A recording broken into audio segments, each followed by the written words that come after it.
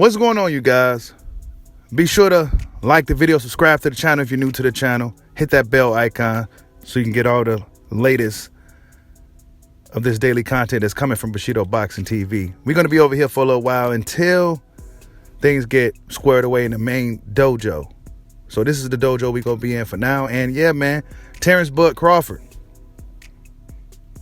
as we know, is fighting David Alvarez. And I'm hearing whispers that the fight is selling very well over there. The tickets started off at like $50. I think the highest seats is like $500 or something. So it's very affordable for the people in Omaha, Nebraska to come out and see their hometown guy come out and put on a show for the people. I'm hearing it's selling well. But Terence Crawford caught a lot of heat for taking the Alvarez fight, as we all know. And there was questions as to why he didn't fight guys like Virgil Ortiz or Jaron Boots Ennis. But when you look deeper into how boxing works, right? A guy like David Alvarez, who's fighting for Frank Warren in the Queensberry Promotions. Frank Warren tends to have his star fighters. He'll take them single-handedly and he'll put them in other promotional companies to make a fight, right? He's the guy who's very flexible with letting his fighters move around. They made the fight in less than 24 hours, right? One would question, would have Showtime let Jaron Boots Ennis go fight over there on Black Prime, right? Would they have let him do that? Not no PBC stuff. Would Showtime? Because I'm not quite sure I don't think Jaron Boots Ennis is a Al Heyman fighter. I think he's more Showtime, right? I think he deals with Showtime. Would they have let that young, upcoming, promising young fighter go over there to Black Prime to fight Terence Crawford? I don't think so. Would that fight had to happen on Showtime? I don't know. I don't think so. Why? Because they couldn't even make the fight with Errol Spence. Then there leaves Virgil Ortiz, right? Virgil Ortiz, who the guy who's really supposed to be next in line after Sean Porter to face Terence Crawford. Virgil Ortiz, it says here, right? In regards to Virgil Ortiz in this situation, Lance Pugmire comes out and says this. The at WBO and Oliver Law just clarified to me that there's no pending mandatory hanging over at Terence Crawford until April at least. At this point, at Virgil Ortiz is the #1 contender per the rights and privileges afforded to Crawford as super champion after the Porter win.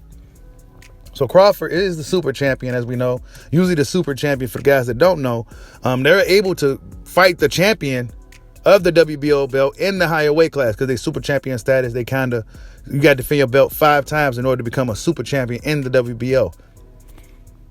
And then the actual guy, Oliver Law himself, comes out and says Crawford has up to 18 months to fulfill the mandatory obligations since his last title fight, defense against Porter in November 2021. Therefore, until May 2023. So Crawford will not have to deal with Virgil Ortiz until May of 2023. I think that makes sense anyway.